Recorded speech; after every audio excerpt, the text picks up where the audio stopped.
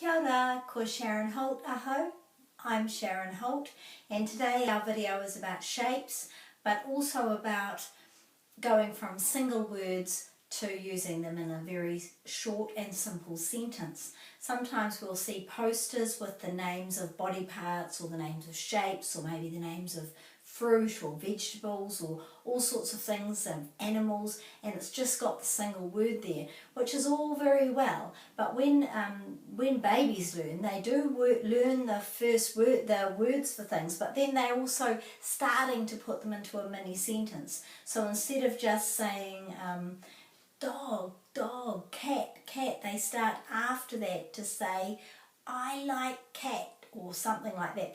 They're growing their language, and we need to do that with our reo as well. We need to grow our language and not just have these single words for things. So first of all, we'll talk about some of the shapes. So circle is commonly known as porohita or porofita, depending on your dialect. Porohita, porofita, whetū for star, and taimana for diamond, which is a transliteration of the word diamond, taimana. So instead of just having something like that up, we're doing shapes for an example, you could actually say at the top of the shape, he aha tēnei, what is this? He porohita tēnei, this is a circle. He aha tēnei, he whetū tēnei, he aha tēnei, he taimana tēnei. So you could put the question and answer for each one, and you could still have the shape word itself highlighted or something, so people know that's the word we're talking about. But it would encourage people to know more about that word in a sentence. So I'll take those ones away. The word for shapes, one of the words for shapes is āhua. The long word is āhuahanga, but it's commonly just shortened to āhua, so this means shapes. Ngā āhua, shapes. And another one that is good to be really aware of is the word tapa. So you'll be aware of this because many of you will know the shapes song. So the first one would be tapa toru. And then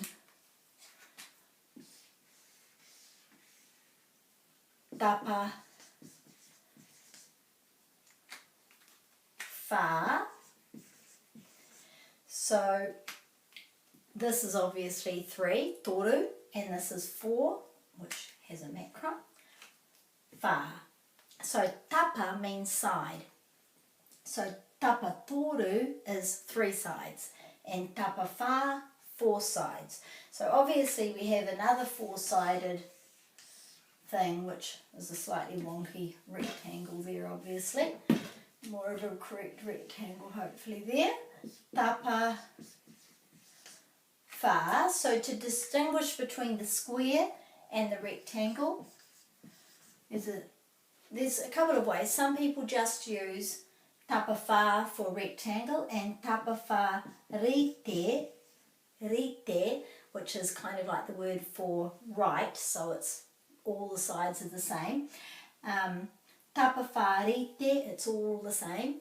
Tapa toru, tapa whā rite, and tapa whā. And some people have tapa whā rite and tapa whā roa. So that's distinguishing between, because roa is long, so that's like a long 4-sided one, and this is a 4-sided one where they're all the same size. And then that would extend to the other sides. So if you've got a 5-sided shape, then that would obviously be tapa rima, a 5-sided shape. Tapa ono for a hexagon, etc. Usually those are the main ones that you would talk about. So, once again, he aha tēnei, he tapa toru tēnei. And you could actually use an actual shaped thing, like a plastic or wooden or whatever thing you've got that's in that shape.